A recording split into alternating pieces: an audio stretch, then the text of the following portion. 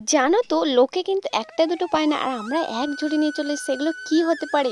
যা দেখে আমার জিভে জল চলে আসছে।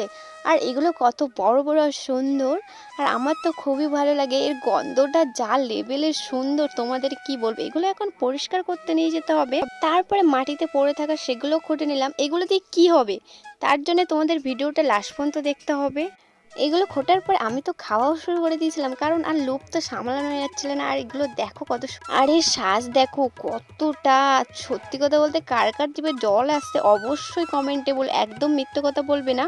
আমার তো খুবই ভালো লাগে খেতে, আর বিশাল টক কিন্তু এইগুলো।